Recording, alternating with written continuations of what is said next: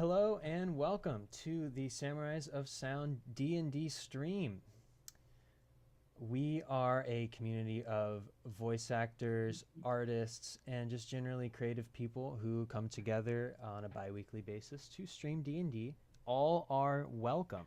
Anyone can come play D&D with us. The stream is free for Samurais of Sound members to participate in. So grab a membership and come have fun with us. My name is Austin Coffey. I am the production manager for Samurais of Sound. I'm involved in all the fun stuff we do, coordinating events for our roster of famous voice acting teachers who give workshops and everything else. We will get more into that later, but for now, let's introduce ourselves. Who you see are folks who will be playing and running the game. Myself, I've been working at Samurais of Sound for the last 3 or 4 years, and I'm just thrilled to see how it's been growing and people have been getting involved. One example of that this evening is the man who you see on my screen to my right. That would be Denkles. He is a renowned TikToker and YouTube influencer who is making a TTRPG tabletop role-playing game themed videos, songs, parodies, raps. He's a very talented musician and wordsmith, and we are lucky to have him as a player in tonight's session. Welcome, Denkles. Howdy, glad to be here. Very exciting, and I'm hoping we're gonna have a fun, silly little goofy time. Denkles, can you tell us anything about some current projects you're working on, or what you've been Heck excited yeah, about in the last few absolutely. days? Yeah, so as you said before, I definitely do a bunch of fun TTRPG music, songs, raps, and what have you. If it's catchy and gets stuck in your head, even for a little bit, I did my job. So that's what I strive for.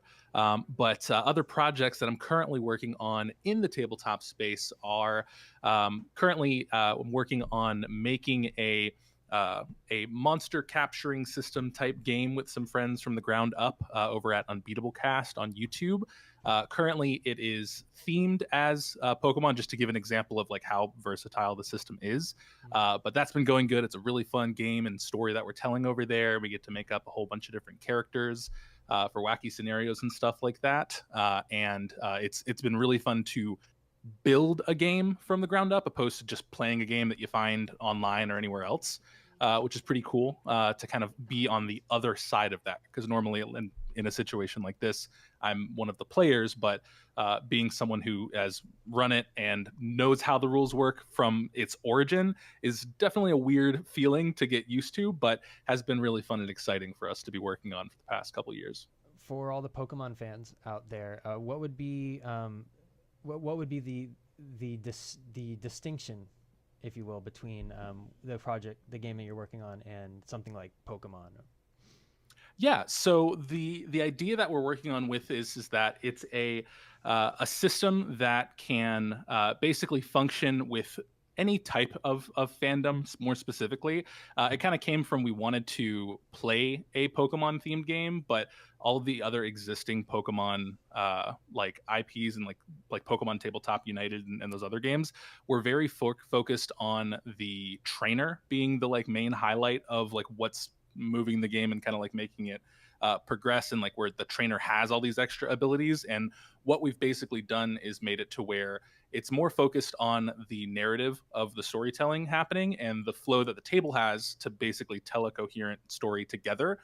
So like if you're fighting or attacking, it goes in the narrative direction of whoever is like winning in the scenarios. So say like you attack me and I don't defend it properly, you get to describe how that looks, and you can make it as anime as possible. If you're like he jumps off the wall, flips, and then shoots a beam straight to your head, it works because it's like everyone at the table has the understanding of if I get the higher roll, what I says goes to fit the narrative in the way that's most entertaining for everybody. And so it's very fun to have a more like I would say fluffy over crunchy type of mechanic for a game to kind of let the table have the best time possible as they get to tell whatever story they want. So we focus mainly on Pokemon, but it can be anything. I think it'd be really awesome to try Digimon at some point, but we just got to gather the right group of nerds for that one. But it can really go for any type of theme for the most part. Is really fun about it. That sounds wonderful. Is there a place where people can go? Would your YouTube channel have updates on that, or? Yeah, so you can go to my YouTube channel, Dinkles. I believe that's where the theme song for it was made. But if you go on YouTube at Unbeatable Cast, just as it sounds, you'll see us all there with our little logo. And we have all the episodes that have existed are free on YouTube to be able to watch. And because it's still in development, you get to watch from episode 1 up to where we are now, see how we are like in the middle of playing the game and say, actually, hold on, this would make more sense. And you basically see us build the game as we play it, which is really cool. And we've been doing that for about 1.5 years.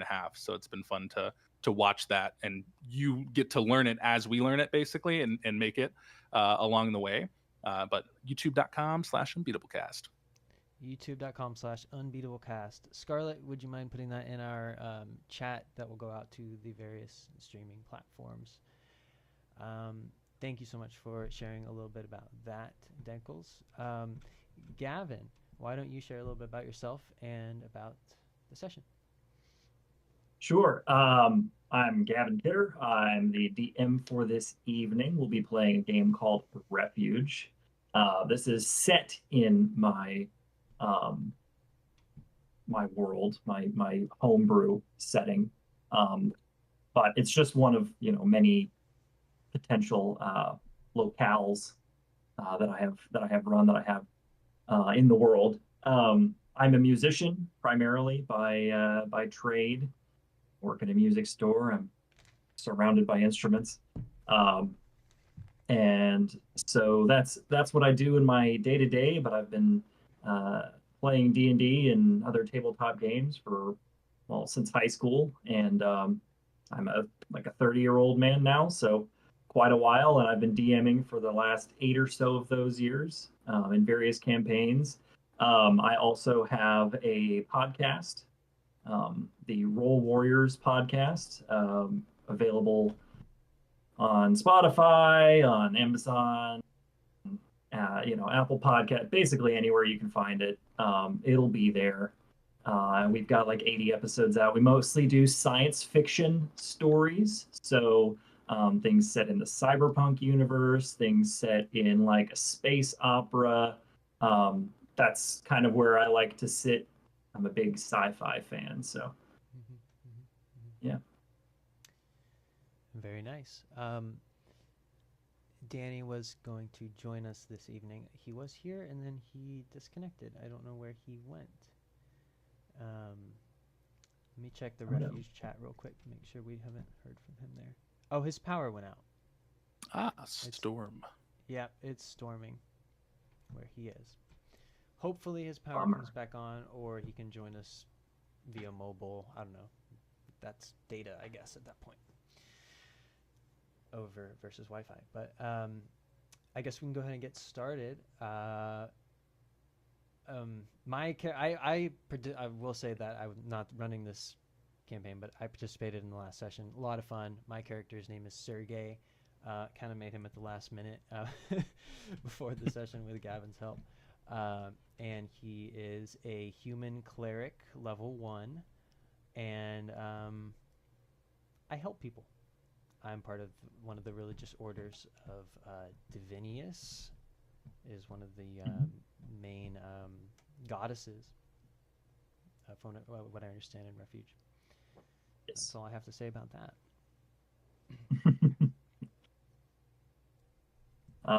Yeah, so we can I can read the intro I've got here, and then we can work people in, and if Danny comes back, I will describe that he's there and he's with us, and then he will become much more attentive and present if and when he is able to rejoin us.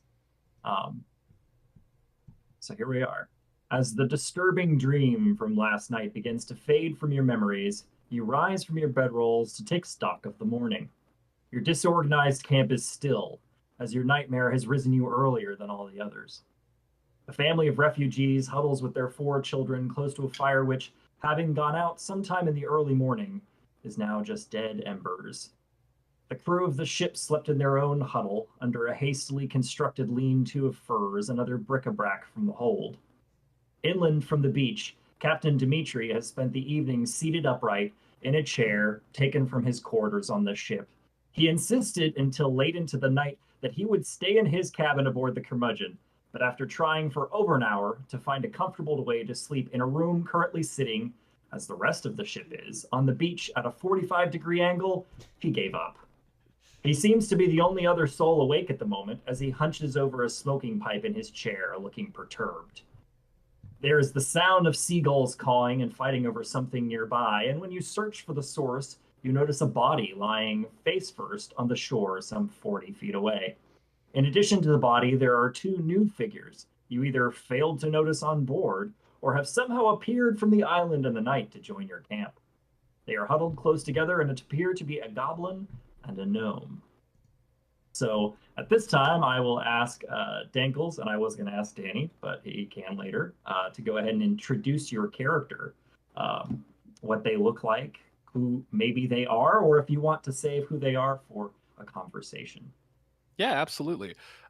So you're going to see on the sandy shores of the beach a very tiny forest gnome that is wrapped in a coffee-colored, stained-looking brownish white button-up shirt with a purple vest over top of it. There's flakes of sand and crust, even like a little sand crab that stuck its way into his pocket while he was sleeping passed out on the beach here, and some gray pants, black boots, and a backpack full of noisy objects that you would assume to be instruments. As the small forest gnome Tifer rouses awake and spits out salty water from his mouth, confused as to how he got here from the previous night.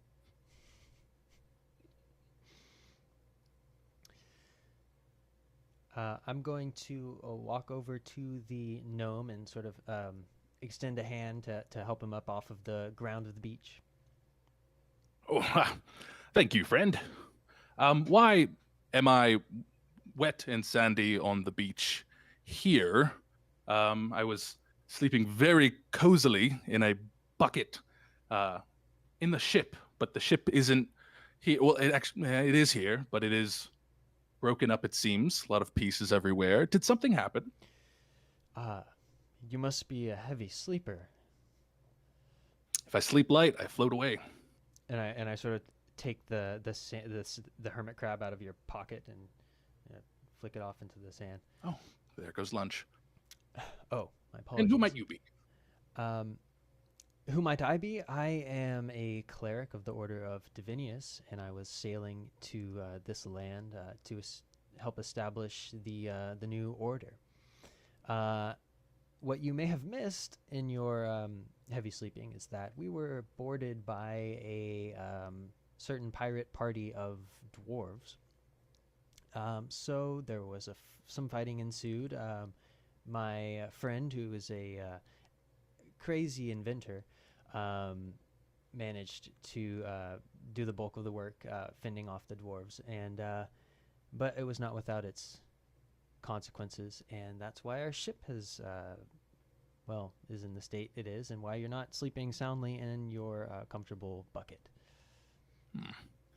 Well, good to know that we're safe from harm. I didn't is it say that. possible? Oh, no, harm is still on the table. Yeah, and then I kind of like look over and do like a double take and make sure I'm really seeing this, but I look in the direction of the dead body that is laying face down in the sand.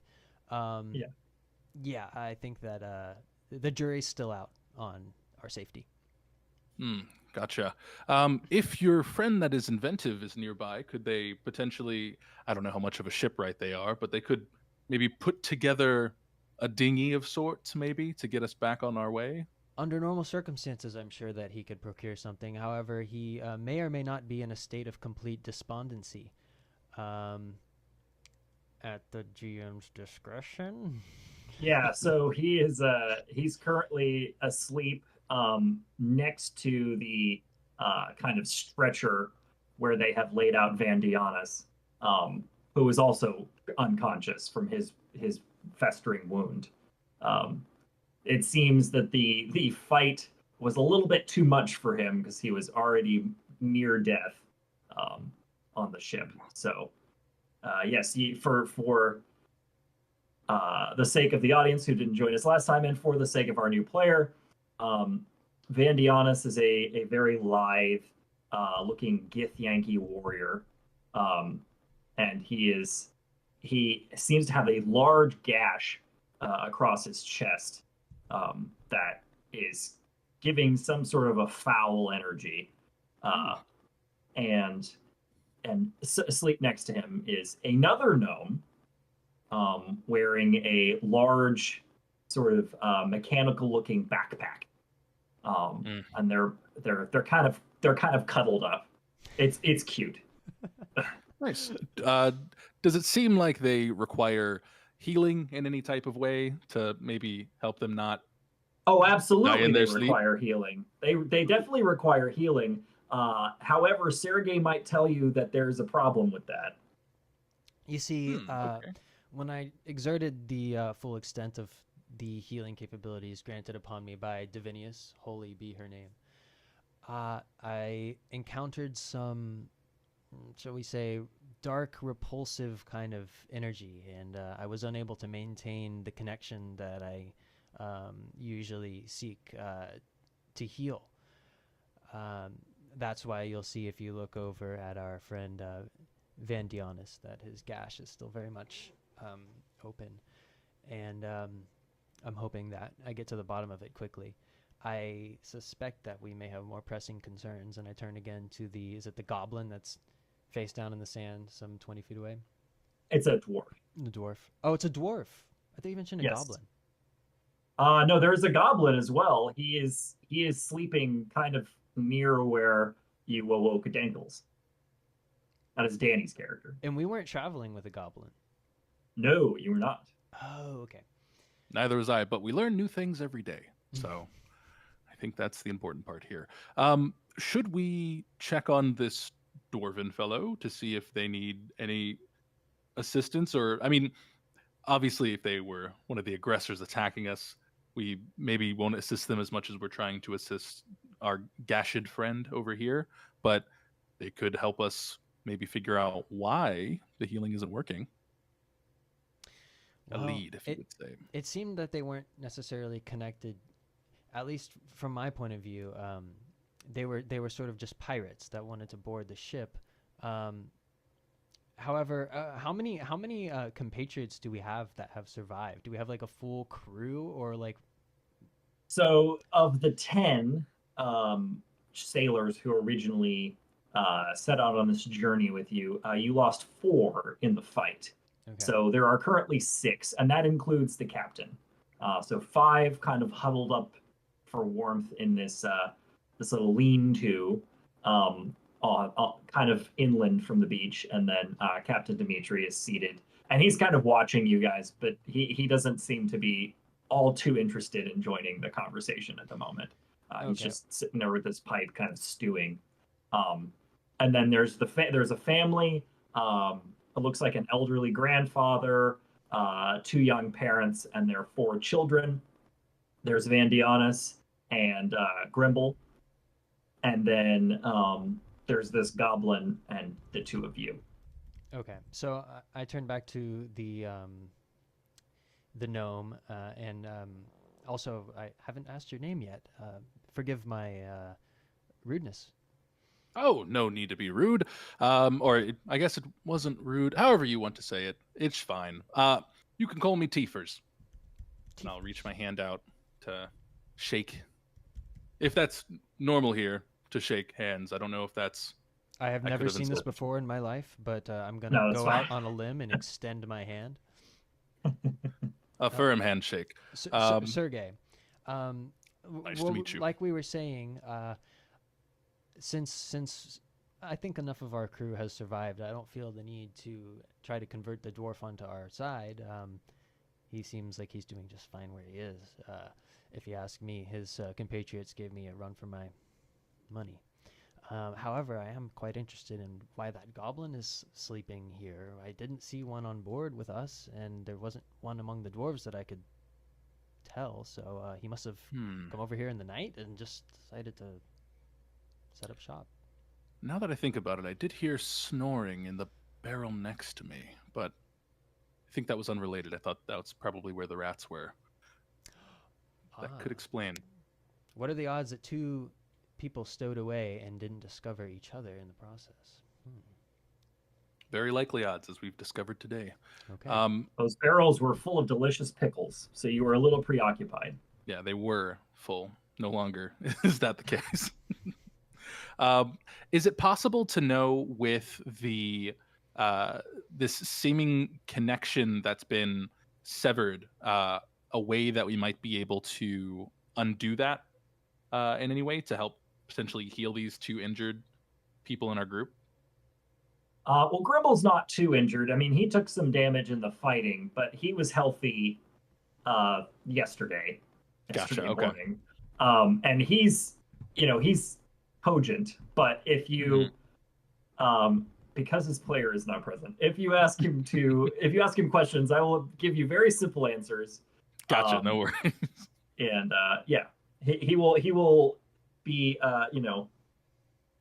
sir not appearing in this feature. Mhm. All right. Well, Um, it seems like we aren't going to get anywhere on the healing front for the time being. So I'm just going to take a look at our surroundings and sort of assess what might be a plausible way into the. I don't know. Is it a forest that we're? Can you describe the area? So yes, you are on to call it sandy beach would be a little bit you know um, complimentary. It is rocky and cold, very cold.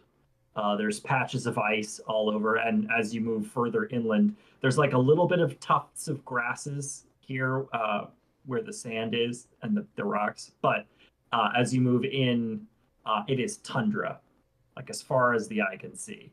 I mean, just snowy tundra. The whole island is extremely cold, extremely bitter. Um, One of the issues that you know of, because you were kind of briefed on Refuge before you shipped off Sergey, is that it is a uh, it it's desolation and inhospitality inhosp you know what I'm trying to I know. say Mm. is one of the reasons why they are having such a hard time because they can't grow crops because um, they have to constantly be like on guard with um, the weather taking people and things like that. So Mm. Mm. yes, you are looking at snow hills as far as you can see. But as far Um, as the appeal for it's that idea of settling a new untamed sort of land where you can kind of stake your own claim and carve out your own yeah, laws and set up your own civilization, right? This sort of yeah. the draw. Well, yeah. There's no like formal claim to the island from any of the other sort of factions. Mm. So the the factions that do have land, that do have power, kind of all got gathered together, uh, without the Caltonians, of course, because they are the aggressors in this case, and decided, yeah, let's just give the diviners this rock. Um, they can do with it whatever they want. And you said, awesome. Sounds like a great opportunity for the church. Um, okay, well, on that note, actually, so I'm here to help spread the my sort of branch or order, and there's a lady in charge who I'm sort of trying to support, right? So, Yes, from what I offer understand, Tor Nymista. repeat her name one more time. Sorry. Offer Tor Nymista. Now, offer Tor is her rank, and Nymista is her name. Oh, okay. Okay, and so would I have any sort of inkling to like where she might be? It's sort of a featureless kind of surroundings. Right. Well, there is a town, and there's a port, and you were headed to the town and the port, and then you were attacked and kind of had to make an emergency beach landing as close to the shore as you could because you were taking on lots of water. And so you have strayed from the course quite a bit. And without sort of like an accurate map, you're not 100% sure where it is that you are and how best to get to town. So that would be, if I had to rank the importance of things, that would be number one. Okay. Where is the town and how do we get there? So I'm going to turn to Tifers and say, how good are your people skills? I would say pretty great if I had to ask myself. And if you ask others, I would also think they would agree. Okay, let's go with that. Why don't you go talk to the captain and see why he's just sitting on his butt, not doing anything, and ask him where the nearest town is. Aye, Cap. Well, not Captain. Let me go talk to the captain. And I'll walk over to Captain Dimitri. And as I approach, I say, "Oh, Captain, my Captain. Do you know where the town might be?" Who the blazes are you? "Oh, I'm Tifers. I've been here the whole time." You weren't on the ship. No, I had a manifest. You weren't on the ship. Where'd you come from? Pretty sure I was. Did you check the Nomafest? There's a different book. It's a tab. They dog ear the page sometimes. Are you trying to have a row with me? No, I'm trying to find the town. That's my current objective, as said by my friend Sergey over there. You seem to be stewing over here. Care to share why? Seems to be a lot of injured folks. Look at me ship. You see it, stay. I worked all my life for that ship. I'll look over towards the wreckage and say, you know what a ship looks like? Because I don't think I'd call that a ship anymore. It's like that ship has sailed. That's the point. And he kind of like scoots away, picks up his chair and moves like 5 feet just over. Wiggles across the sand. Okay, well, we're just looking for where the town is. If you think you might know of a good cardinal direction to point us in, or if you have maybe a compass on your person that you maybe don't need because you're going to be stationary for a while, I'd be more than happy to take it off your hands for a firm handshake, seeing as how I'm out of the current currency, which were pickles, on your ship. And crabs, because I did away with that one too. That too. Why don't you give me a persuasion check? All right. We're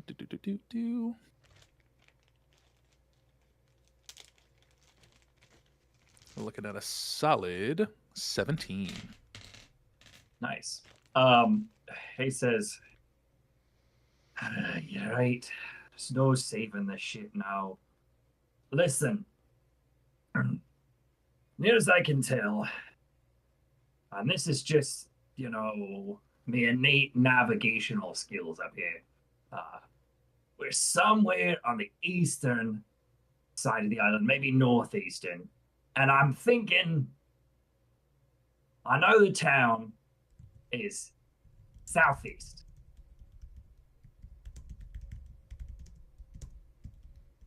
Okay. Right. Do you know if you happen to have any contacts at that town, if they were potentially expecting us? Well, the order was expecting us. We were carrying refugees and supplies.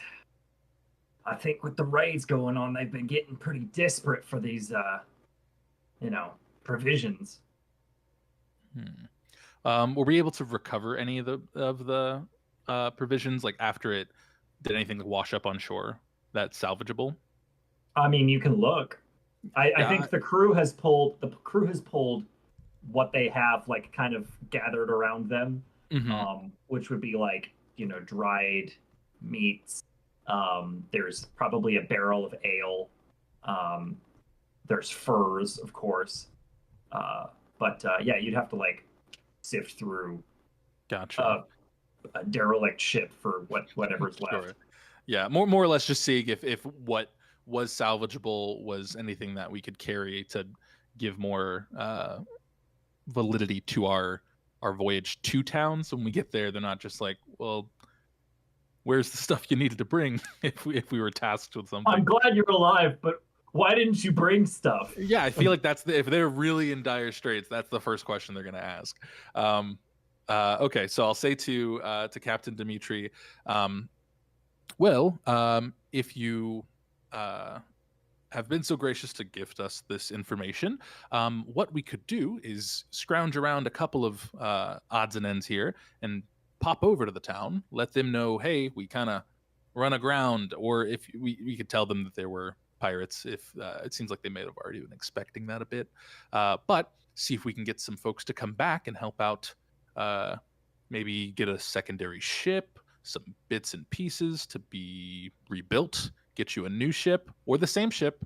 I've heard of one called Theseus that I think you might be pretty big fan of based on the current status of this one. Yeah, it looks a lot like this one, but it's a little bit different, and yet the same. Yeah, it's got the same spirit though, and that's what matters. But we could at least get the ball rolling in a direction towards progress. Well, that all sounds fine and dandy. I can tell you there won't be another ship. Next one's not scheduled for another month, so. Well, we have a somewhat of a direction, I suppose. Is there a way that we could tell like which direction we're facing without a compass, or is it like a 50-50 shot? Well, there's the sun and Forgot the about basic that. navigational technology that you could use to your advantage with like maybe a survival roll.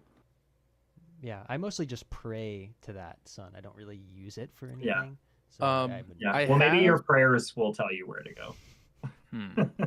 I have a disguise kit, and potentially with other bits of material, like my forgery kit, where I have like a piece of paper and some wax. I can make a light little.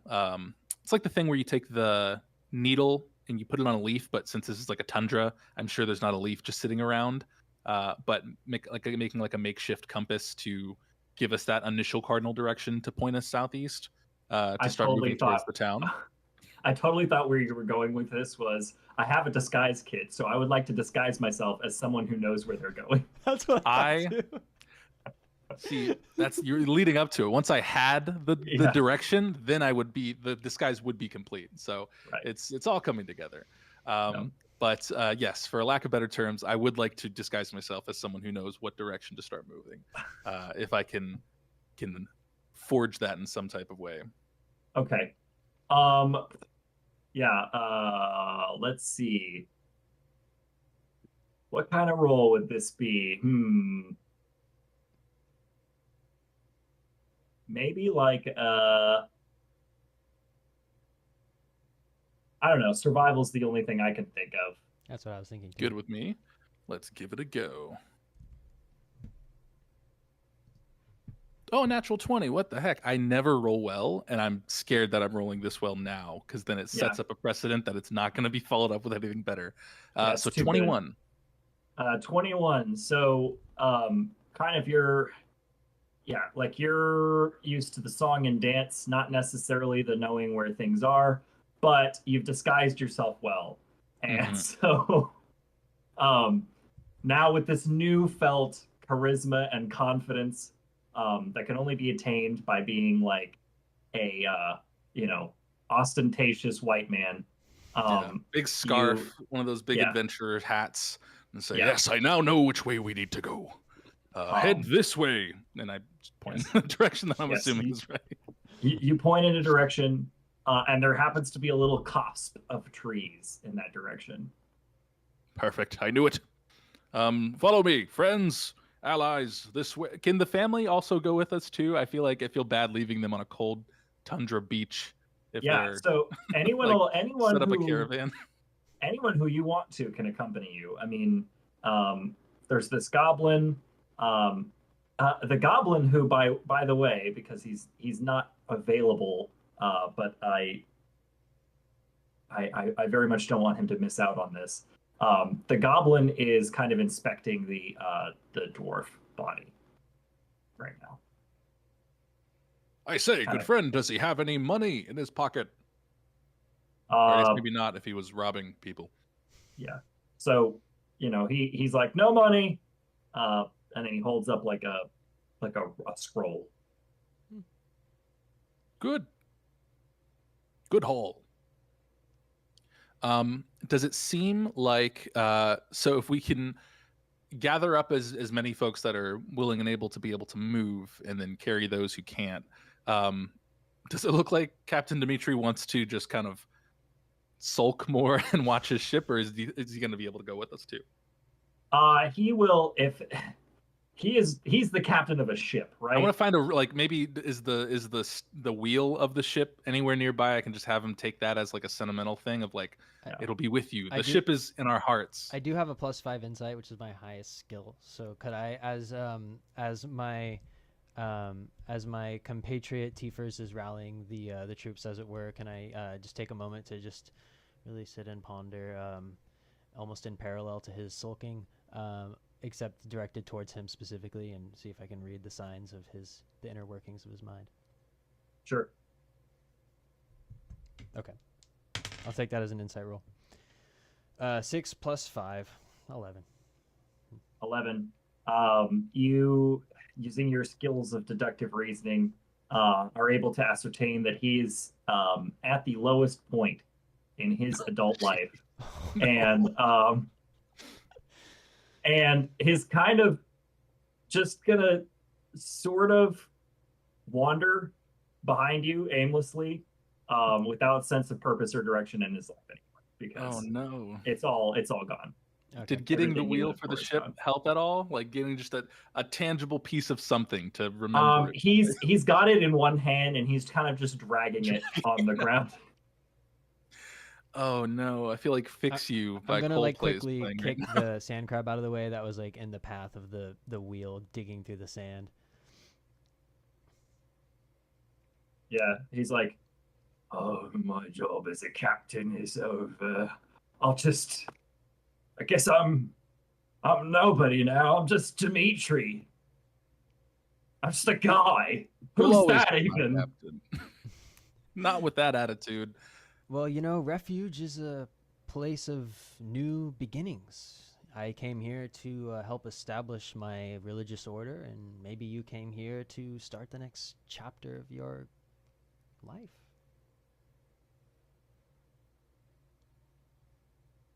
Who knows? You could even be a second captain, like prestige yourself and make an even bigger ship. And if you build it yourself, your crew will come. I've heard that's a very well-known saying from around the ways. Applies to sporting events as well. He's kind of just no amount of persuasion or anything is gonna brighten his mood, but he kind of like looks at you and just sort of nods, like if everything that you've said has entered his ears and exited the other side and hasn't, joggled anything in there. Well, then I'll just turn my attention towards kind of helping out the grandfather, who's probably struggling to, I don't know, may or may not be bruised and battered, and just continue on the march behind our fearless leader. Yes, and I'll get the kids started on singing "Row, Row, Row Your Boat," and just kind of circling around Captain Dimitri as they do that to try and cheer him up. I'm just like, kids, I think we need to cheer him up. So I think this would be his favorite song. I saw it in his captain's logbook. So do that while I lead your parents and everyone else to safety. Thank you so much. Here's your starting note. Row, and then just get them going and start the rounds as they go around. Give me you're a bard. Give me a performance check. Bow. Watch this be incredibly high also. Holy crap, it is. That's 20. Let's go. Yeah, these kids take sage directions so well.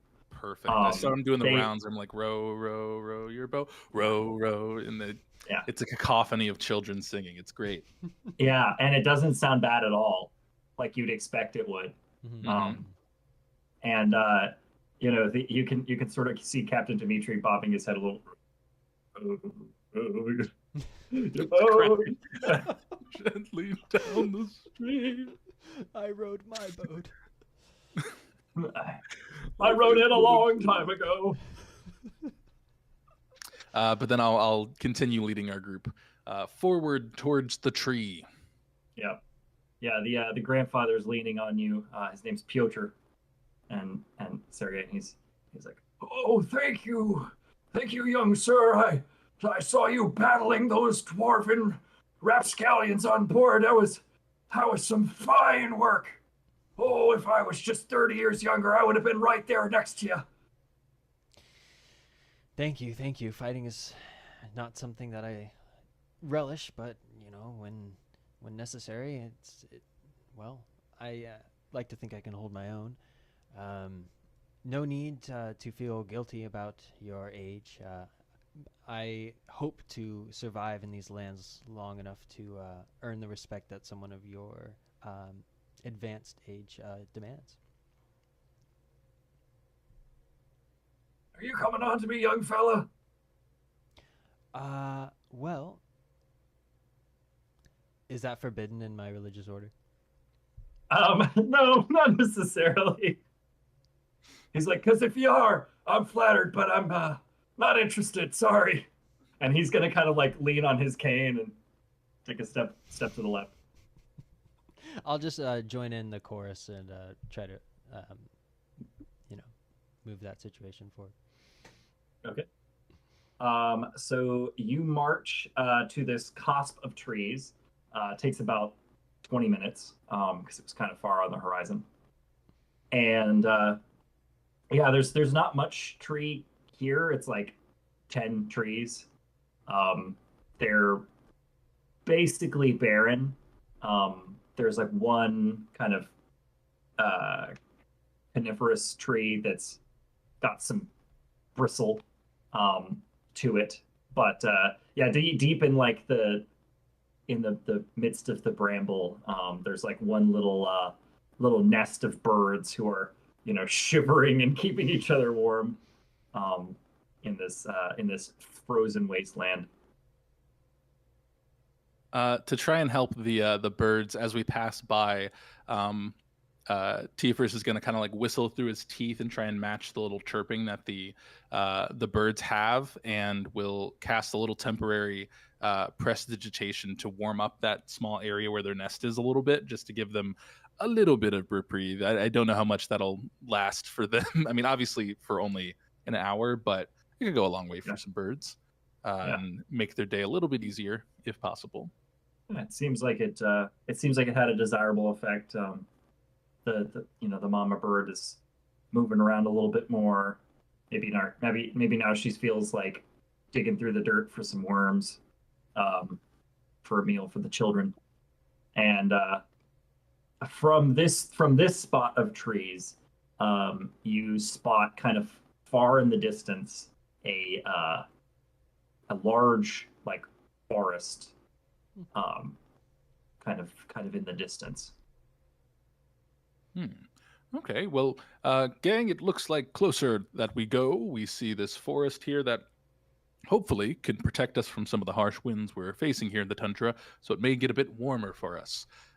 Trying to keep morale up as we continue to trek. Yeah.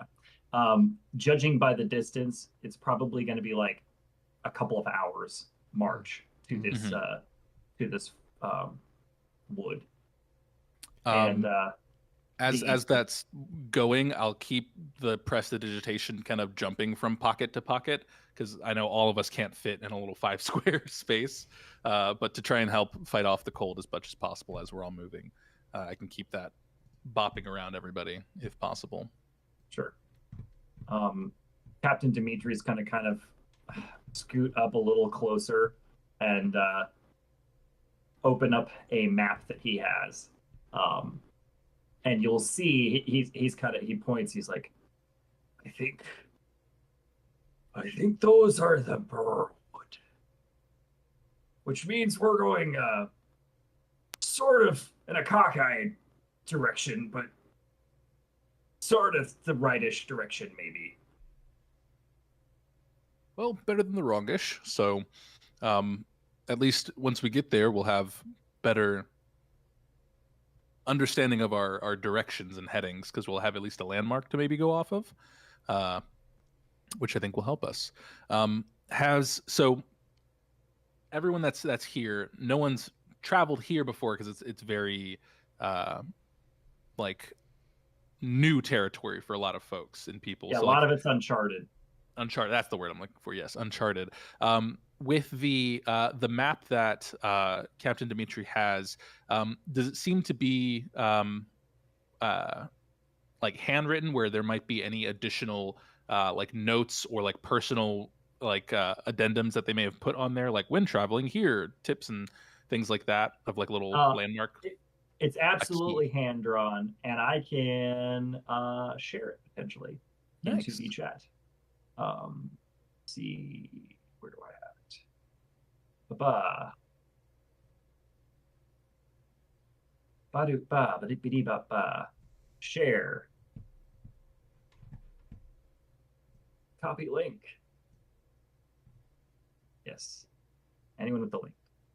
And I will go over to the Refuge chat, and I will put it in the chat. So if you are a participant in the Discord, you may also scope a little look-see at this map.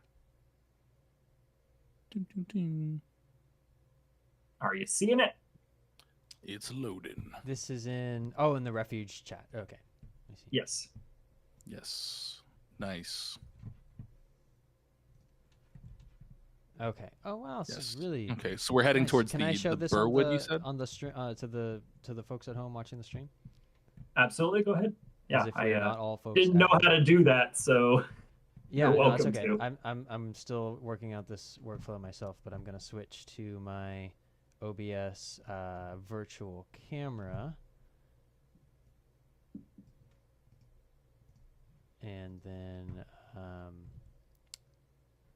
we will get ourselves a million little holes. Yes. Yeah. Oh wait, that's the wrong window. Get it in the right window here. That's our website. Oh, it's still a good time to close any insider trading you have going on your desktop. Everyone close your eyes. No, it should be viewing for the folks at home. The Isle of Refuge. And if our estimate is correct, we are somewhere in the northeast, and we are heading towards Redemption in the southeast, and we are probably stumbling upon Bearwood Forest. Just the Bearwood. Is this if the magician will reveal his secrets, is this a incarnate map? It is indeed. Incarnate's great. I was once a paid subscriber. I paid for the premium subscription. What's that? I said I paid for the premium subscription, but I said it like I was a leprechaun. I did too for a time. It's a really great, great platform. This is not an official plug, but $5 a month, you know. Yeah. And you can make maps way better than that. Oh no, this is great. Okay, so I see. I had it as a live prop too, so I burned the edges and made it. Oh, that's cool. Tea and everything. Very nice. I see. Gave it to my party, and they went. Ooh. But we definitely want to hug this coastline over here, as close as possible. Yeah. Although it may be better to go through the forest to avoid the wind, the harshness of the wind, and the fatigue. Yeah, I think even if we go like a couple of trees into the woods, but not fully like branch off to it, pun intended, into these trees, it'll at least let us buffet some of the wind that we can, just to make traveling a bit easier. You just don't want to turn into Kristoff and be, you know, lost in the woods. Exactly. Okay, I will switch us back. All right. Well, Tiefers, what are your thoughts? Well, I believe if we continue to head this way, we're still a few hours out. Does it seem like everyone is feeling good level-wise? Does anyone, I don't know, like rations or food and stuff like that for a trek of this distance? Because I personally don't think I could walk for 5 hours or 4 hours without any snacks, water, or supplies. Which I guess we're carrying some stuff. So yeah. Well, yes. At your sort of request, they are the crew, the ship's crew, are dragging behind them kind of a large fishing net full of barrels. There are probably 8 barrels. One of them has like some salted meats. There's a barrel of ale there, and some other provisions, clothing, things of Nice. that nature, things that they don't have in abundance here. Some Mhm. dried plants, seeds. Okay. Good. So I think we can definitely make this trek then, and then probably once we get to the forest, we can set up camp and Yeah. hunker down for a bit just to give everybody some rest if we've been walking all day. There's also a crew member who is kind of dragging behind him like on a rope Okay. the pallet with Van Dionys on it, and Grimble is And kind of Grimble. trotting next to him. Oh. The goblin is following you too, kind of at a distance. He's leery of you since he hasn't really been introduced, but you're just like, oh, he's there. Okay. All right. So as we proceed towards the forest, do we encounter anything, or do we make it safely there? Why don't you give me a perception check, if you would be so kind? Go. Absolutely. Uh,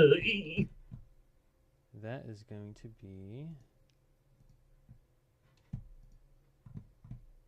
perception is +3, so that is a 14. So a 14. As cold as it is, and as chilled as you already are, you kind of feel the hairs on the back of your neck stand up a little bit. You get the sense that you are being watched, but you do not know from where. Okay. Well, I'm gonna pick up my pace a little bit from the children and approach Tiefers. Tiefers? I break Tiefers. eye contact with you. Does he still feel like they're being watched? Because I was looking at him. Yes. Okay. Okay. Yeah, I'm still just leading the group up at the front. Yes. And I know that you're very busy navigating and just generally knowing what you're doing, as it's so painfully obvious to everyone around you. However, I do regret to inform you that I can't shake this feeling that someone's watching us. Aside from me, I lean over to the side and look to see if anyone else is looking at us in our immediate group that we have, just to confirm it's not the goblin fellow that's been mighty quiet. It's definitely not the old no. man, because he's been avoiding my eye contact for the last 2 hours. I don't know why. Yeah, it seemed like you guys were having a normal, great conversation. Does it seem like, if I could also make a perception check, does it seem like there's any snowy like banks or anything like that anyone could be hiding from or looking at us from nearby? Sure. Why don't you give me another perception check?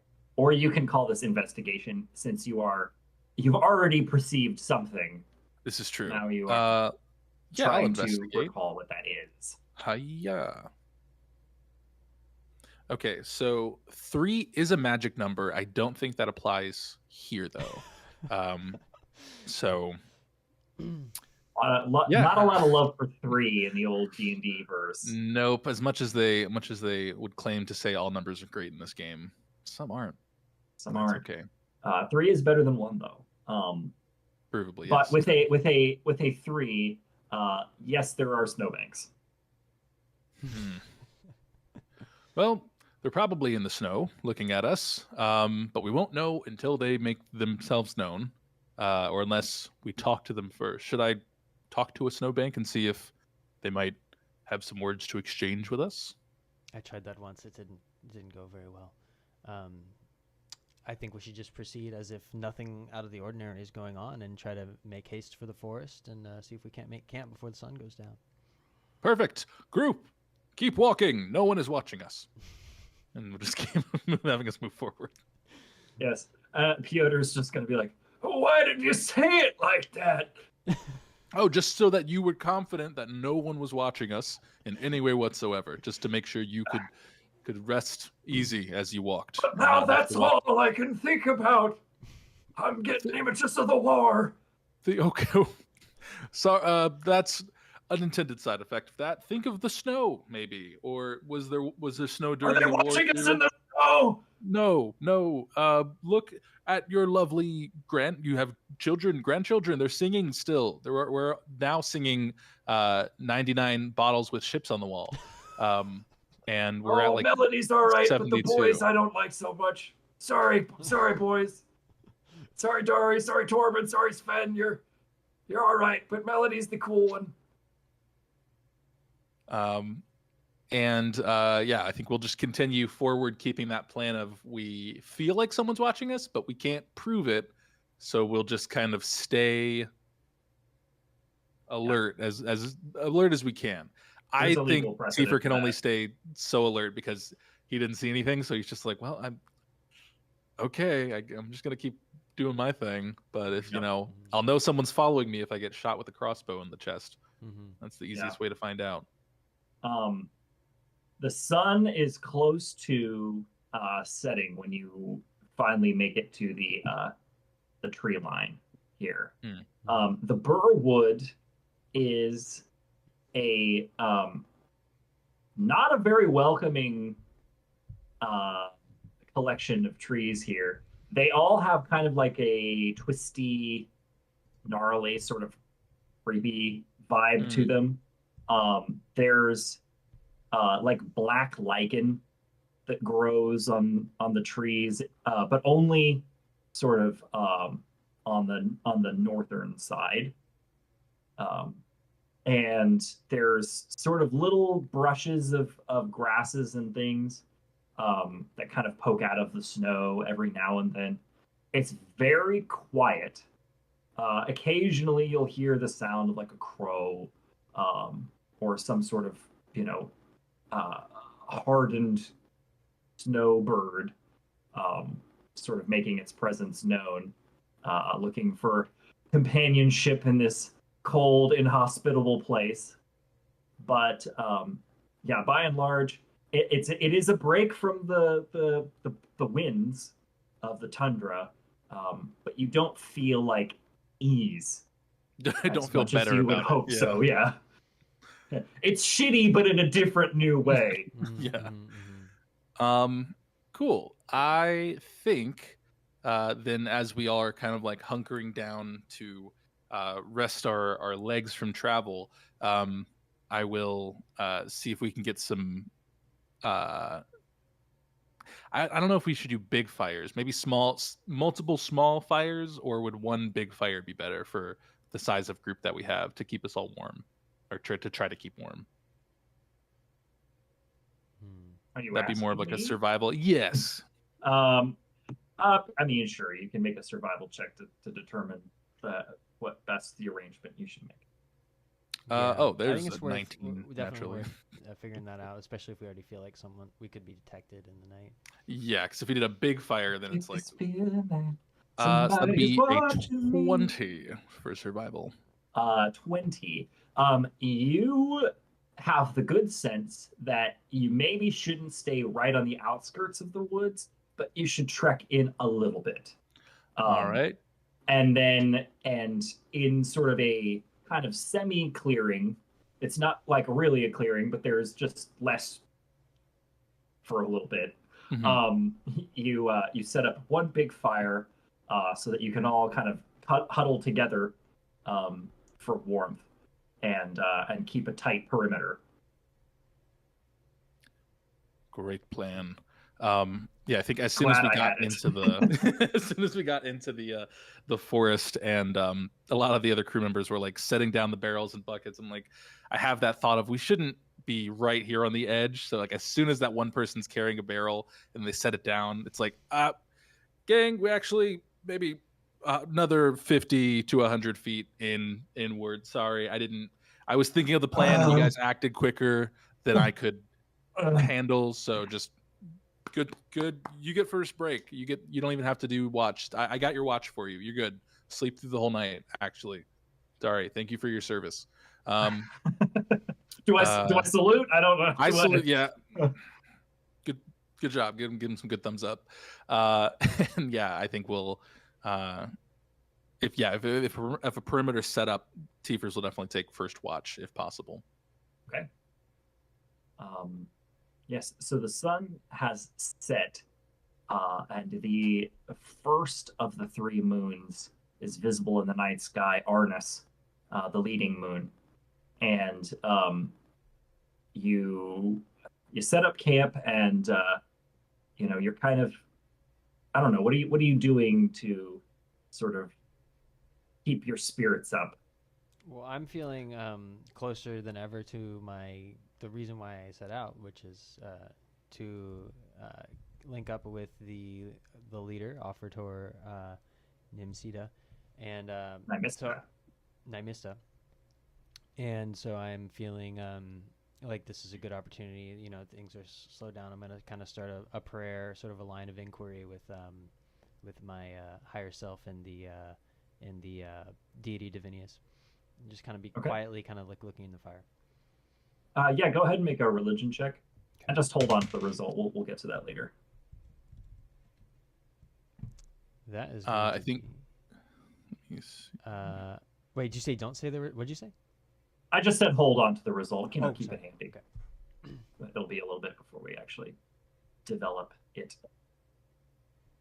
I think for Tifer, as he's going around the camp and just kind of keeping watch, he's doing his best to kind of keep morale boosted as he was while they were traveling, like starting little songs with the kids and stuff like that.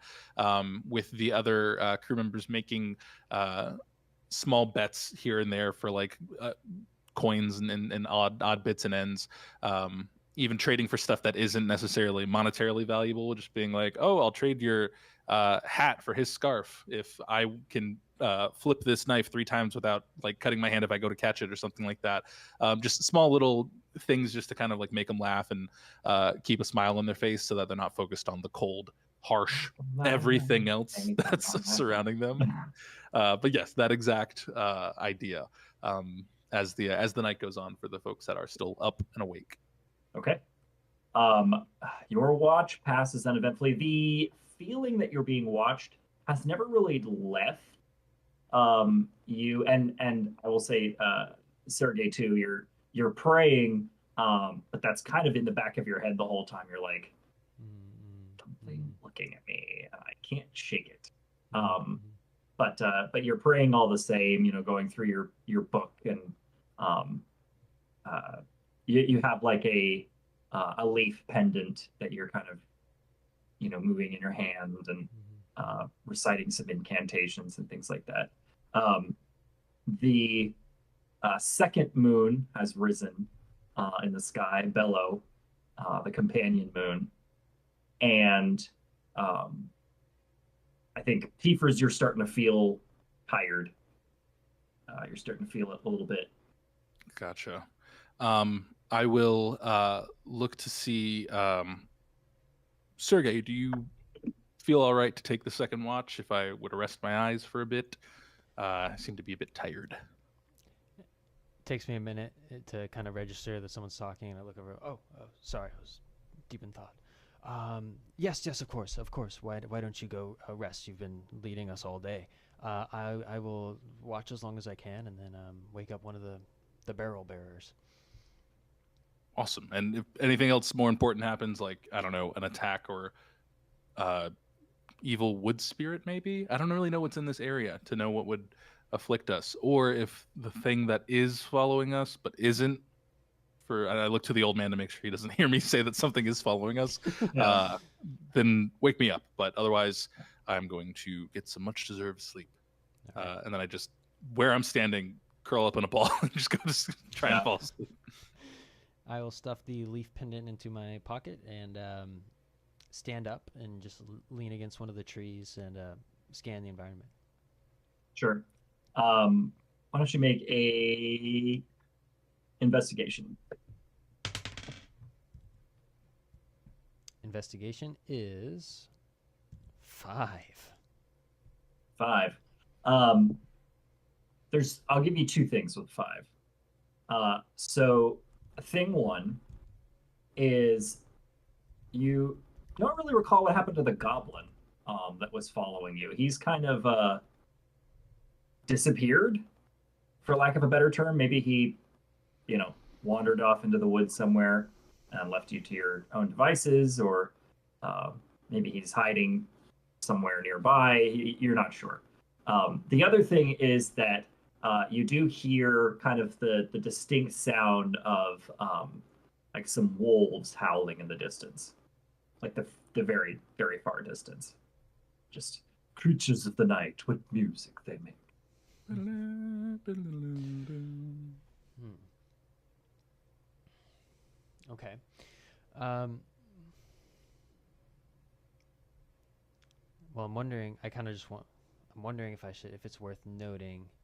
I am gonna go towards the end, kind of sleepily walk over to one of the barrel, the people who are carrying the barrels, not the one who was specifically called out by Tiefers, but one of his compatriots, and kind of shake him awake a little bit. Um, you know what? I'll go to the captain. I'll go to Dimitri. Okay. Uh, He's like curled up with his The the wheel. wheel. Yeah, Uh, sucking his thumb. Oh, gee. Man is going through a rebirth and a rebrand of him. Yeah. So that's crazy.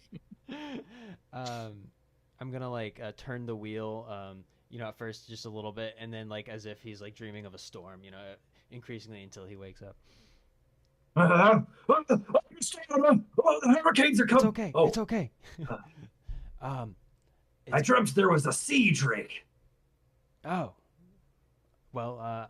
Then it should come as a relief to you to know that for now we are safe. I figured, Oh it's yeah, there's my ship's gone. Yes, well, great. yes, there's that. So happy to be awake. But at least you still have companionship. Anyway, I figured it was your time to take a turn with the watch. I do need to tell you that I know you weren't super fond of the people who tagged along, but seeing as there is no ship to have stowed away on in the first place now, it shouldn't matter too much if I say that the goblin is missing.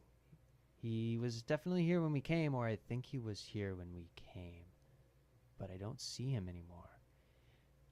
Other than Hmm. that, I heard some wolves. They sounded kind of far. Um, Aye, just do me a favor and look for the goblin for me. I would, but I'm getting quite tired. I I can keep my eyes open.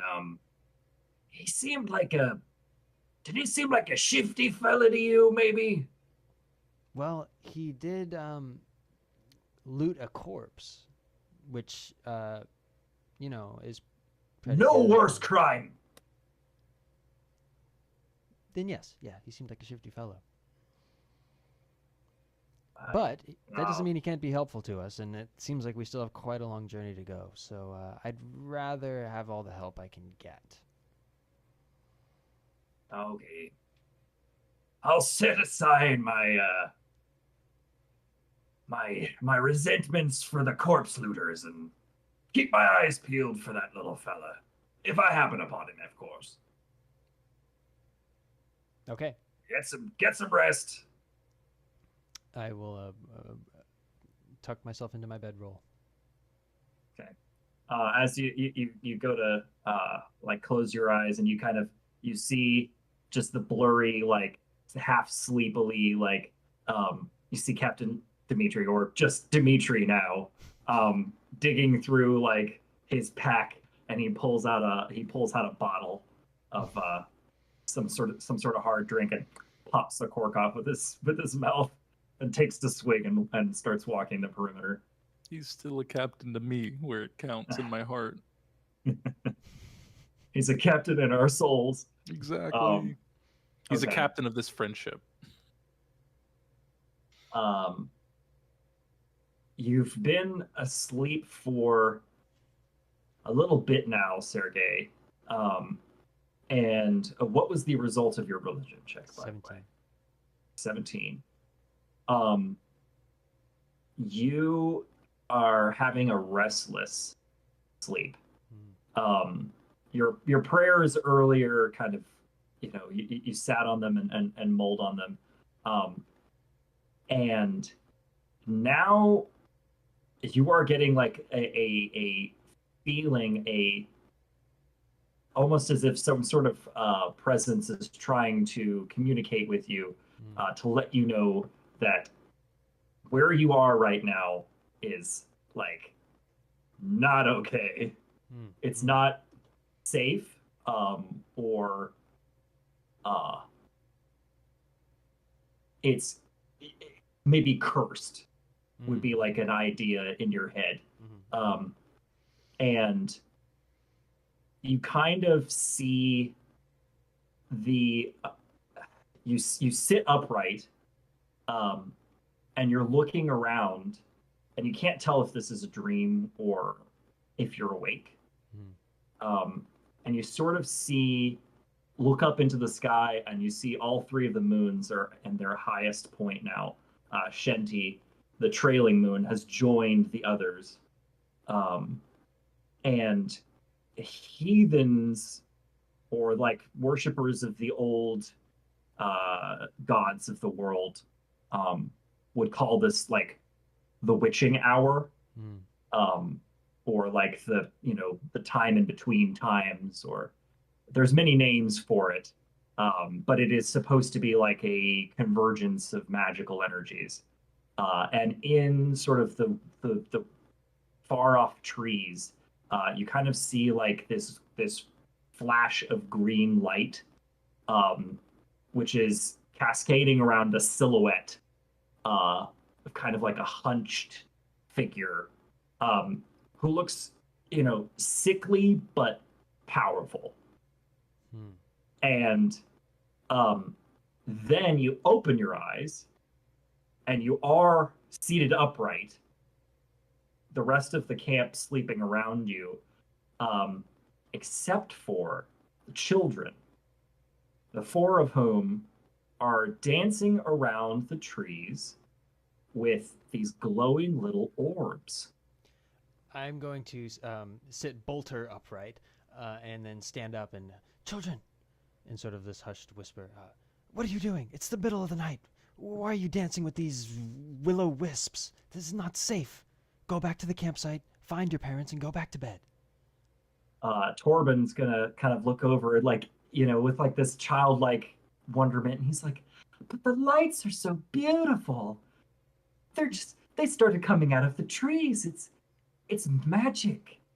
You don't know what you're dealing with. Magic can be very dangerous.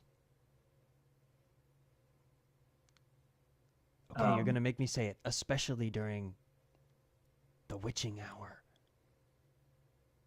The Melody chimes in, and she's like, witches aren't real. You're just trying to mess with us, good sir. And she's frolicking with these wisps of light. That seems the children are not. Okay. They either don't respect your authority, or they are like otherwise just kind of engaged with these things.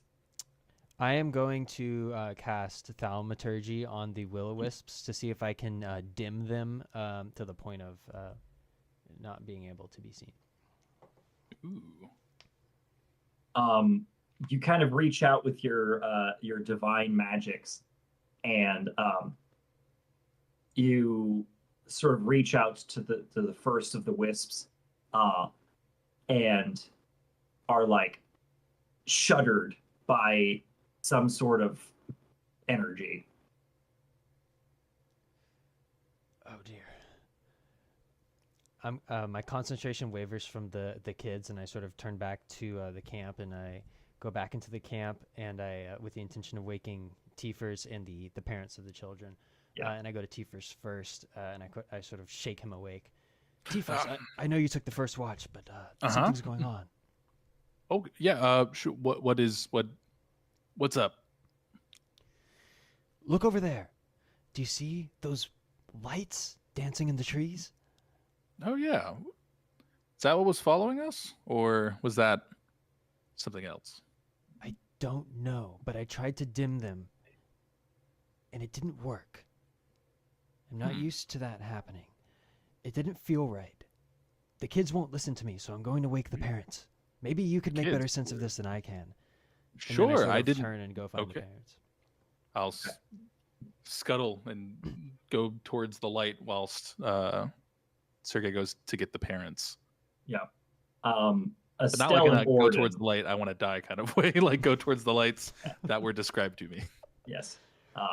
So Sergey, you go to wake the parents, whose names are Estelle and Orden, and they're both sleeping. Piotr is sleeping kind of near Estelle, his daughter. You don't see you see the other five crewmates. You and Vandianus and Grimble are all here. Captain Mitri is not around. Okay. All right. Well, I will shake the parents awake. Not focusing on the grandfather for now. And hey, I'm sorry to wake you. What is happening? Your children are awake and dancing around these magical lights. Here, look over there. Do you see them in the trees? Please get them under control. They won't listen to me. Orden's gonna shake Estelle, and he's like, "The kids, they're doing something strange. We need to." And Estelle, gets up, kind of halfway. Like, "It's your turn with them, Orden." But they're both gonna kind of make their way over to where Peepers, you're sort of watching the kids. They're like they've been dancing, but now now like a couple of them have decided it would be like a good idea to start like throwing rocks towards the lights. Oh, okay. I was at first okay with them dancing, but then they started getting out of rhythm, and that seemed odd. But now I know they're wanting to throw rocks. I'm going to see if I can grab one of the rocks before they throw it and just kind of like stop them from doing the aggressive type of stuff. But if possible, could I make a like an insight check or maybe Arcana on like what these wisps are and like what their intentions might be? If it seems, I don't know. I feel like floaty orbs in the woods aren't really great for optics, Arcana would be the Let's give it a go. Ha. 14. With a 14, you recall, I mean, wisps like this kind of remind you of some stories that you maybe heard when you were, younger, things that were like just, folklore and stuff like that. That maybe these are like lost souls of some sort. They've kind of gathered here in this wood, and they don't know where they are supposed to be or what's really going on. Almost innocent, like the children. Gotcha. Okay. I'll look towards one of the wisps and just try talking to it, just as if it's a person. And I'll say, "Oi, friend, you seem to be lost here in the woods. Do you might know what direction feels right to move? Maybe up or down, or not towards us, maybe towards us, not in a possessive type of way. What's the vibe here, friend?" And see like how they interact person to ghost wisp person. Yeah, there's no recollection at all. They don't seem to be either willing to listen to you or able to hear what you're saying. Okay. And like as the kids and stuff are dancing, they're just simply following along in the same type of movements. Do they seem to be like trying to get like, do they act differently towards the children? Do they do towards us when we're trying to interact with them? I think there's not like really a difference of recognition between one to another. They kind of seem to like weave around the trees, sort of aimlessly, up, down, all sorts of. And the kids when they were dancing were kind of like skipping behind them Yeah. in a line, kind of following their patterns around the trees. And so, yeah, that one of them just like kind of buzzes past you, and you feel like a little bit of a warmthness when it passes Hmm. your face. If I were to like reach out to have my hand go through it, does it feel like anything as I try and Um, like reach out through it? are you trying to touch it? I reckon I might. Would it Um, kill me? If it would, I don't want to then. But if it doesn't, maybe I'll touch it. you take 3 points of fire damage That's like my whole uh, life. Okay. as the wisp passes through your hand, and Hmm. and you recoil at like kind of like a boiling sensation in your blood. Okay, kids, don't touch it, please. Um, ow. Okay. Noted. Does it seem like with the trees that they're circling around, is there anything on the trees or on the ground? Any like objects or iconography that can be seen? Make another Arcana check. I should look before touching stuff. I, Um, I'm gonna as Tiefers recoils from the damage, I'm going to I have this sort of latent religious inquiry kind of brewing anyway, and it seems like in line with the feelings of the cursed nature that I was experiencing, and I will almost reflexively cast bless on Tiefers, um, which will allow him to add a d4 to this check. let's go. Yeah, Estelle, I will say Estelle and Orden have followed you over here, and they have gathered up their children, um, and are kind of scolding them like, if you see strange lights out in the forest, you don't try to play with them. You just don't do it. I've never encountered dumber children. Like Orden's really laying into him, and Estelle's like, I understand you guys are feeling like, you don't have a lot of control in your lives, and you wanted to play with the ghost lights, but we can't play with lights. I mean, it's dangerous. This will You don't happen know to where you, they've kids. been. Yeah. Okay, so you said an investigation check or Arcana. Arcana. Okay, got it. And then I can add a D4 to that. Oh, Cool. technically it's attack rolls and saving Oh, throws that's only. fine. I hadn't rolled it. We're good. I didn't So even let me just realize roll a that. straight Arcana, but I will keep the bless because that's always fun. Okay, so it's a nat one. It's been nice knowing you guys. That's been cool. I feel like this investigation will kill me, and I'm gonna fall into a pit. Series wrap on Yeah, on for real. tackles. That's my time, guys. Thanks so much for Yeah. having me. Oh. Well, time to Um, hit the dusty trail. Yeah, no, nothing happens. I mean, basically, you're like feeling around this tree, and you're like, there's a tree. Yeah, this tree feels hot. Nope, that's just my hand burning from the ghost. Okay, well, Sergey, I can't find anything that these ghosts might be like. What Well, might be making the ghosts move around? Sergey is beginning to feel very angry especially seeing that his the sort of cognitive investment of this blessing is not coming to fruition, and he sees that the children have sort of stepped aside for the time being, even if it's only to be subjected to the the stern talking to of their parents, and I'm gonna be like, all right, step aside. I'm growing impatient, and I'm going to cast something drastic. I'm gonna cast Guiding Bolt on one of the lights that is somewhat farther away, for up to 4d6 radiant damage on the lights. Okay. Go ahead and make that attack roll. Okay. Yeah. That's a 15. 15 hits. Okay, so that is going to be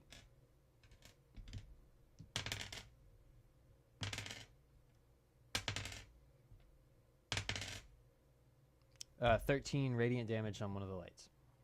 Okay. You shoot. There's about maybe 5 of them here, and you shoot out at one that has just kind of passed, and a bolt of radiant, sun-kissed energy hits this wisp, and it kind of shatters uh, spiritually and dissipates. Uh, and then the other 4 are let out like this shrill hiss sound, and they are going to charge you, Sergey. Okay. And you see, oh yeah, and you see around you the trees are no longer just trees. They have taken on faces, like horribly disfigured, twisted in um, shock and terror and anger. Like just the bark and everything contorting into these twisted faces. Um, and you are going to take some damage, my friend. Mm-hmm. Go. Like, that is 9 points of fire damage. Whew. That's gonna bring me down to a 1 out of 10. As all of these wisps kind of like fly right into your center mass. Mm-hmm. And then they are gone. They're gone. They're gone. Oh. Hmm. And the trees return to being trees. Okay. Well, I think I'm seeing just laying on the that ground, damage- wincing in pain. Yeah, Tiefers is gonna see that and walk over and reach out a hand and is gonna cast cure wounds on you to bring you back up. And he'll kind of as he picks you up and kind of dusts your shoulders off, he'll hum a little song and just be like, "I wish you would get back and not die, my friend," and just hope all the burns and singes and stuff go off of you. And that'll be for hopefully a good amount. 8 healing points of life energy. Thank you. Yeah, that fire sucks, doesn't it? It's like it's weird because it's not tangible, but it is tangible when the pain hurts and hits. And I've not had that happen before, nor do I want to have that happen again in my lifetime. Yeah, I'm just lucky that I had you around, and sort of sit up a little easier and kind of come back to baseline, and then look around at those trees and think, hey, did you see what happened with the trees? The super twisted faces, yeah, I did see that. I don't know if trees normally do that in this continent, but I don't like it. And I feel as though we should take our leave sooner rather than later of this forest. I mean, half of us are up anyway, so why don't we see about moving on out? Great plan. All right, well then I'll go ahead. Where's the goblin?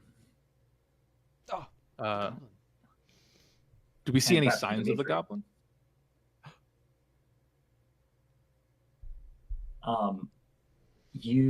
Why don't you give me an investigation check? Yeah. So another 1 is what I rolled. So I Yep, guess you got they them out died. early. Got good ones early. Yeah, I got the big rolls early. I called it. You do not see hide nor hair of the goblin. And as you look around, you were also like everyone else has kind of congregated to see what's up. Even Grimble is kind of like, peeking out behind some trees where the camp is. But you've noticed not only do you not see the goblin, but like Sergei before you, you do not see Captain Dimitri. Maybe he found a new ship. Or he cut down enough trees to make a new ship. Do we spend time looking for him and risk another attack from these spirits? I don't think they'll be so friendly with us when they encounter us again. Or do we just make a break for the for the exit of the forest. He seemed to know his way, and he has the map. So it might be better to maybe try and find him, because now that we're in these woods here, I'm not sure which way we came in.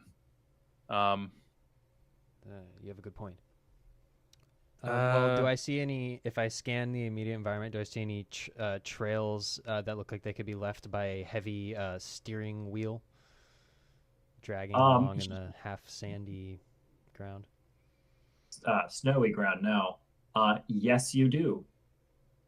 And the drag marks, now that you're looking for them, seem to be going deeper into the north, the side that the moss faces, and also the direction from where you saw, in your kind of disturbed dream, the silhouette.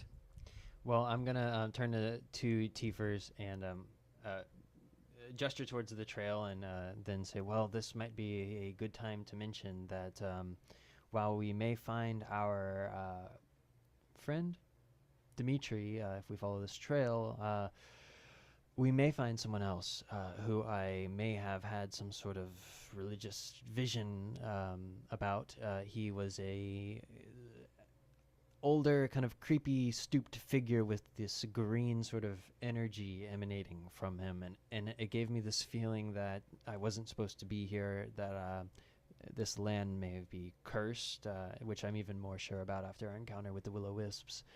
I'm just saying we should prepare ourselves for anything.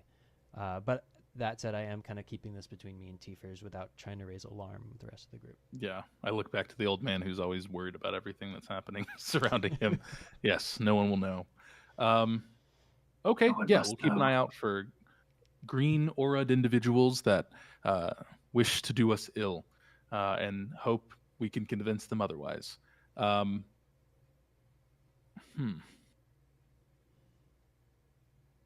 I feel like Dimitri's got to get tired dragging that thing around at some point, so maybe he'll stop, because really he was drinking. He didn't really sleep that much. He's got to be tired, so he can only go so far if we follow this trail. Well, it's our best lead, so I'll rouse the others, and yeah.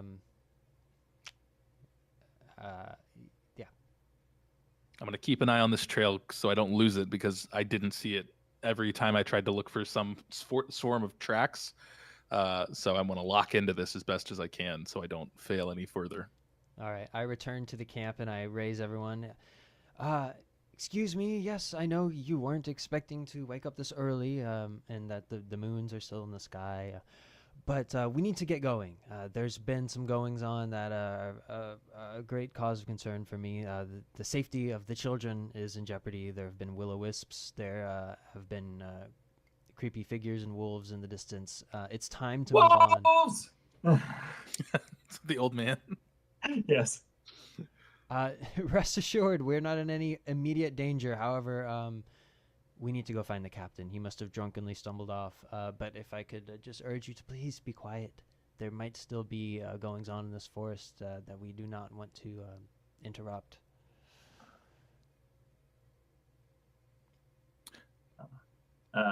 Orden is gonna, pull like a dagger out of his pouch and say, "All right, I don't really know you folks, but you seem to have my family's best interests in mind.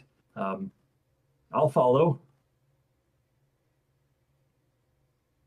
Great. And then Estelle is going to say, "Do you think that perhaps the wee ones and those of us frailer folks should maybe stay here by the fire?"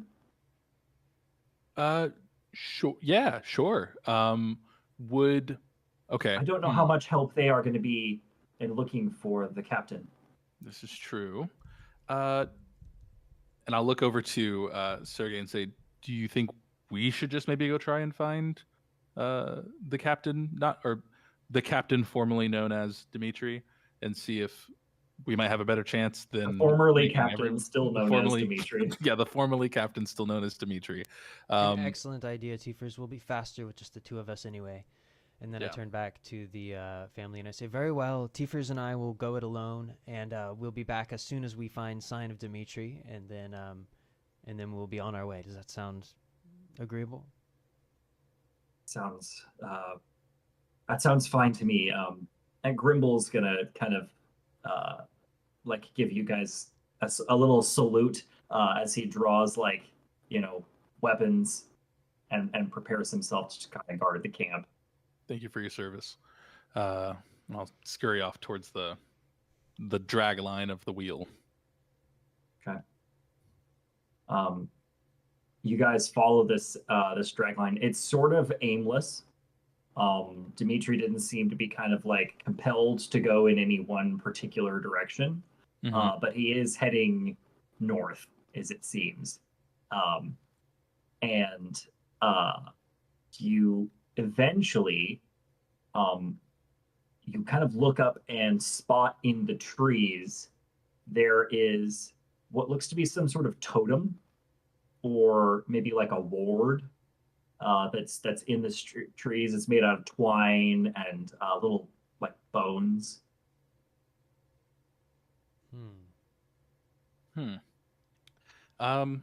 Could I make a Arcana or like history check? I have detect. That's to. Oh wait, no, never mind. That's Oh yeah, that. I have is detect okay. magic, but I've used up both my first level slots. Gotcha. Yeah, because I'm not too good at religious stuff, so I don't know if this would be like a religious type of symbol, but I'm definitely getting Blair Witch feelings off of this, so I'm feeling maybe Arcana or history might help identify this of like what it could mean. Yeah, pick one and I'll flavor it. Let's go season it the correct way. Arcana for me. Okay. Please don't get a 1. Please don't get a 1. Please don't get a 1. 15. That has a 1 in it, but 15 is better. Yes. So with a 15, you are definitely picking up some sort of like magical energy from this. You get the sense that passing this totem will sort of break whatever seal is in place and might alert something to your presence. Okay. It also seems as if it's already been triggered. Oh, okay. All right. Because so we can pass through the threshold. Yeah. So, all right. I'll translate that over to Sergey and say it seems like Dimitri's already broken the threshold here. So can't do more harm than already's been done. So I think if we keep following the track and keep watching our back, we could make it to the camp in a snap. I just made that rhyme. Onward we go. Let's make it quick because I need a snack. Great. You're learning. This is perfect. Great travel trip. I think we just keep trying to make little rhymes and keep the rhyme going as long as we can as we're passing the time searching for everything. A little ways further, you spot on the ground the empty bottle that Dimitri had with him. The drag marks continue, but yes, there's this discarded bottle. Now it's only been like an hour, and it's already frosted over. Okay. I'll pick the bottle up in hopes that it maybe will entice him to follow us, kind of like jingling keys, even if it's empty. I'll pack some snow into it and try and melt it just so that there's a little sloshing sound, so he thinks there might be something still in it. If it's cracked, I'll cast Mending to kind of seal in the gaps. Yeah. Oh, boys, come out to play. Okay. I just had to do that. Yeah. And again, onward you go until at last you come to a clearing in the Burrowwood, a true clearing this time, because there is a cabin here. It appears to be derelict or abandoned. The back door, which faces you, is like sitting half open, snow caked up on both sides of it. No lights are appearing, and there is a shutter that kind of is blowing haphazardly in the breeze, and every now and then will on the wall.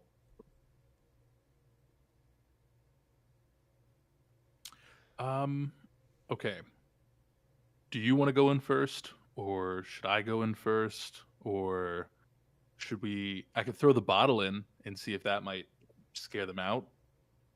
I've I like not that really idea. done. Okay.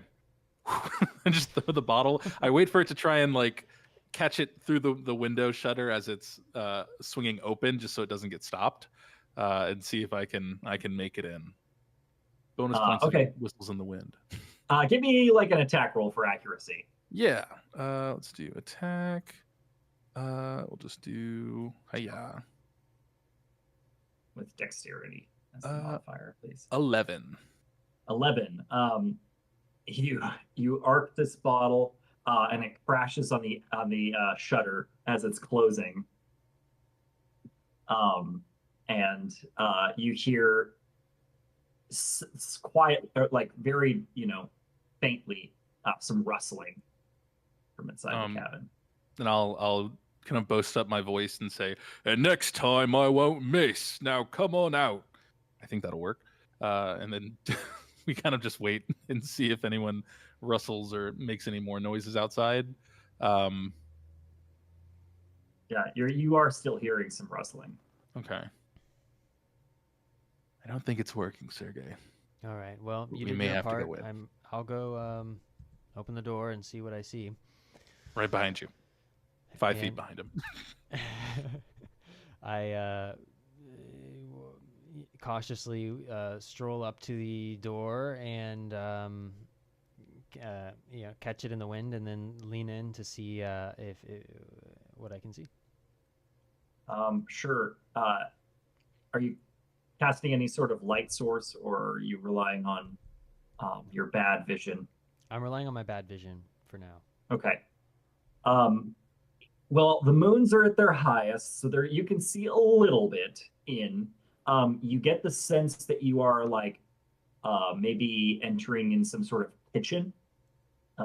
There's a like a stove top off to one side with a like ancient looking pot sitting on top, and deeper in, kind of off to this is off to like the left hand side. Off to the right, there's like a little hallway or a wall there, and then something on the other side, because you can't really see further in, but you hear kind of the rustling coming from that direction.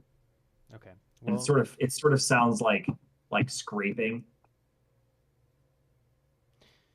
all right. Well, I will turn towards the right and tiptoe down the hallway in the direction of the scraping.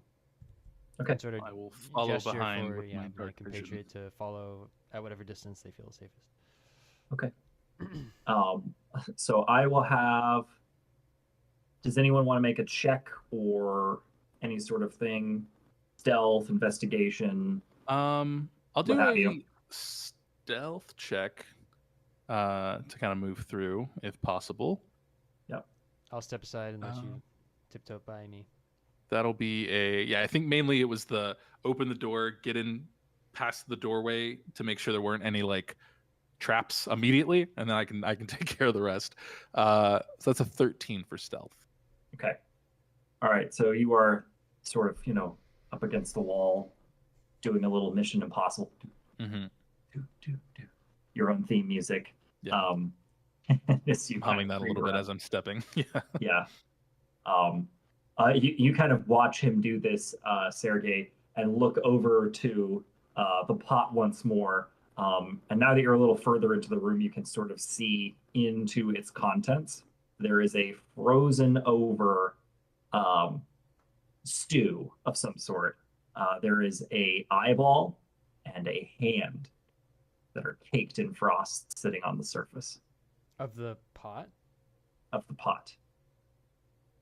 Okay, I'm going to cast Sacred Flame on as a cantrip on the stove to ignite it with great force and temperature, and just try to boil the pot in hopes that, and use thaumaturgy as well to sort of augment the odor, and then just kind of wait and gesture to Tiefers to sort of lay low and wait, and I'll wait a few minutes to see if the odor or the noise of the stove draws out whoever was using it. Sure. You see coming around the corner, like a large shadow, kind of like big, long fingers outstretched, and it's kind of like the you can't really quite see it yet because it hasn't stepped into the moonlight, but there's like Tiefers is close enough you can hear the breath coming from this creature. And it steps into the light and spots Tiefers and bolts. And a large deer comes streaking through this room, and nearly like crashes into Sergey. It's like antlers, flailing as it scampers off out of the room. Did it come in through the same entrance we did? It left the same entrance you did. Oh, it left. Oh, So maybe it was in there, this house, and then was just maybe like scraping around, and we were like following behind it, but we didn't see it walk into the building. Oh, but that's a different creature than the robed figure, right? Was there the one with the claws? Oh, the claws were antlers. Yes, the claws were antlers. I was using a little bit of storytelling magic to spook you. Oh, okay. And then it leaves and then turns around and stands up, and the deer was a shapeshifter the whole time. And then it pulls off its hooves and yeah, has little hands. twists its fingers. Yeah. Huh. Well, I'm gonna strain my hearing to see if the rustling really does stop and there's no other signs of life in the house. Yeah, it seems otherwise pretty still.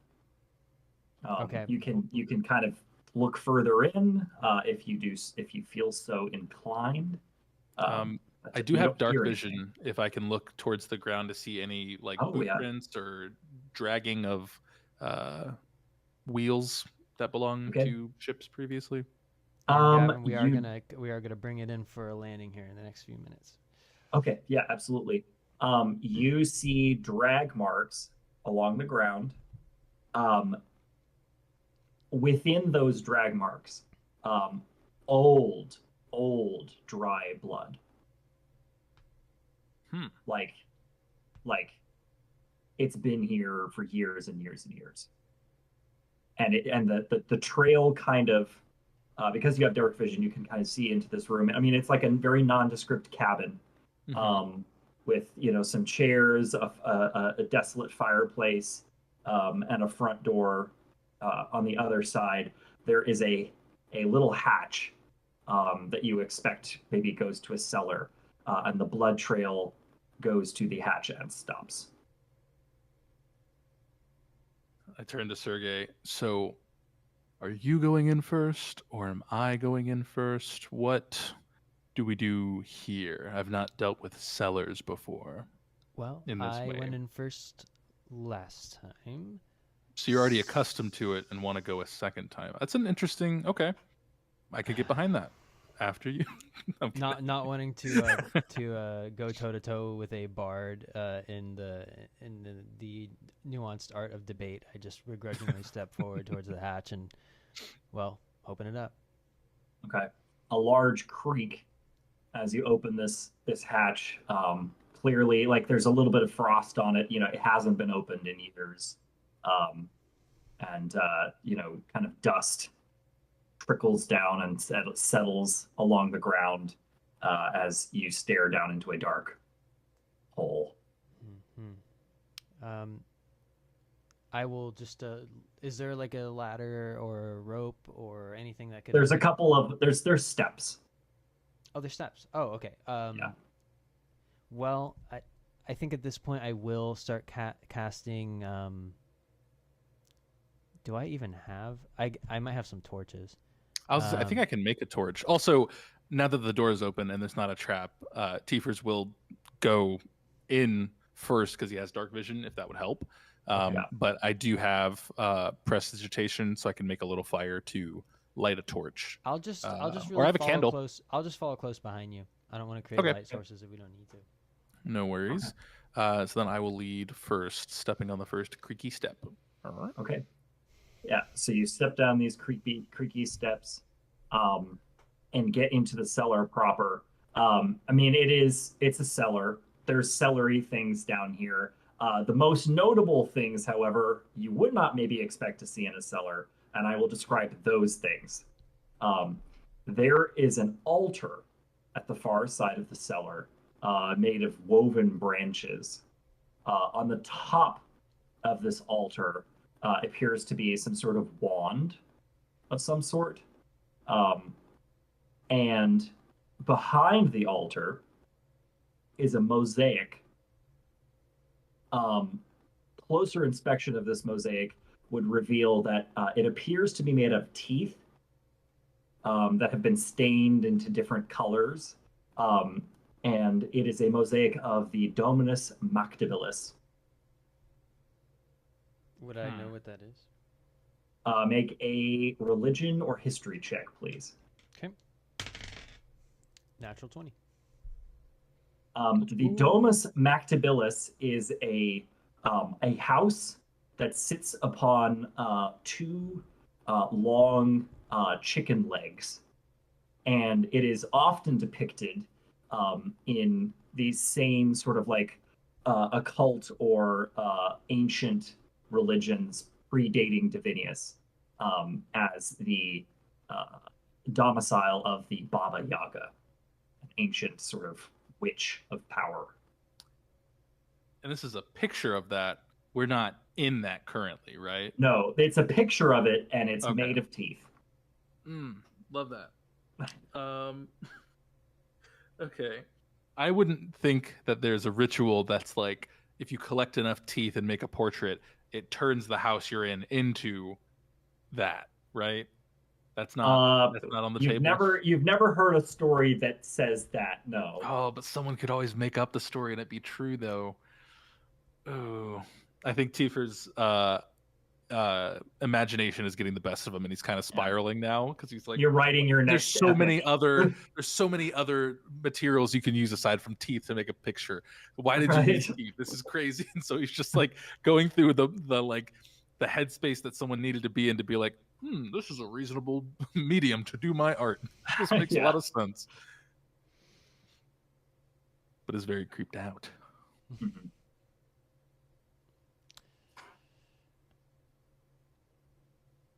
Is there anything else we'd like to do before we wrap up?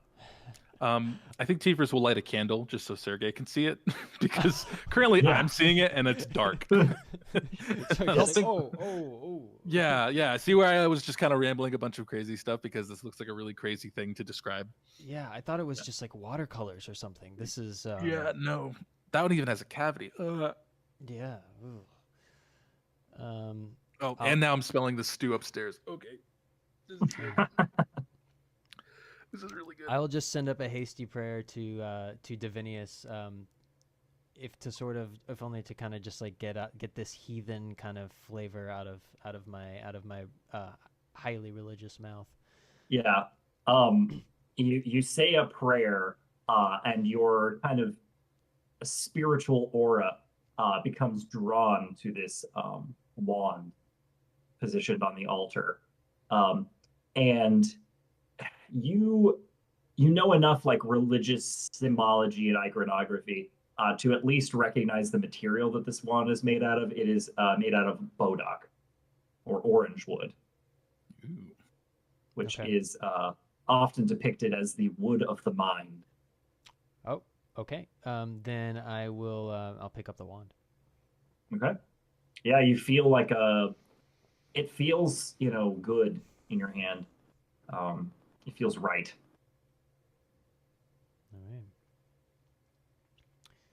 All right. And with that, I think we'll pick up there next time. Okay. In this spook ass cabin. This is. I was waiting for Dimitri to just be standing in the corner, looking at the corner, like Blair looking Witch. the other way. Yeah. Yeah, I'm gonna be like, Captain, are you okay? Captain, my captain. Oh, Captain, my captain, please. Wow. Wow, that was spooky. Super spooky. I here really for it. enjoyed the pacing and the suspense. That was very artful. Thank you. Yes, you have to ratchet up the tension. Yeah. It can't start tense. Yeah. Yeah. Although it will. Yeah, you next can't just time. jump into stew full of eyeballs and arms. You gotta Yeah. build up to that. Right. Are we and Gavin, do you plan on picking this back up in next month, right? Or Yeah, so I believe I'm running every other D&D. Yep. So there'll be chances to join our intrepid adventurers Yep. In the next one. Mhm. And hopefully we can get Danny back in for the next one so he can play his mysterious goblin who's there and sometimes not there. Yes. And not to mention Grimble, Right. the inventor. Chris. Scarlett, if you wouldn't mind putting a link into the chat for those watching, if you do want to join in, everyone is welcome to participate in our D&D campaigns. In another month, we'll be running. Gavin will be running Refuge again, but sooner than that, in 2 weeks, I will be running our Samurais of Koimin campaign that takes place in feudal Japan. Oh, and Scarlett, the link should be to the membership page, because if you pick up a Samurais of Sound membership, first month is free. You get to play with us for free as a membership benefit while you explore educational resources to level up your voice acting career. We have lots of recorded archive footage from our roster of seasoned veteran voice actors and discounts to their upcoming workshops. So that is all in store for you as well. Do pick up a free trial membership just to see where the action is, and do tune in to Gavin's Roll Warriors podcast, available wherever podcasts are podcasted. And do follow Denkles on YouTube and TikTok. The links to all of those are in the chats. Before we take ourselves off air, do we have any other thoughts, observations, feelings? I would like to express my gratitude for both of you, Gavin, for preparing this spooky, just suspenseful session, and for all the storytelling that goes into that, and to Denkles for taking time out of what I'm sure must be a busy schedule of yours. You're creating quite a bit of content to join us, and it was just a blast. So thank you. Yeah, absolutely. This was so much fun to be a part of. The amount of spookiness was definitely felt. Be that through the fiery damage of those little will-o-wisps. As soon as you said the kids were dancing with them, I was like, this can't be good for us. This can't be good for anybody, actually. I didn't teach them how to dance. I taught them how to sing Row Your Boat. So that's a completely different vibe. But it was definitely fun, and I liked that Blair Witch, the portrait of the Baba Yaga thing, that it's going to take a minute to get that on my brain, especially with it being made of teeth. That's crazy. But that was super fun, and I appreciate the opportunity to play this with you guys. It was very fun to be a part of it, and I'm excited to learn more about everything as it continues. This is fun. Yeah, thanks for joining us. All right.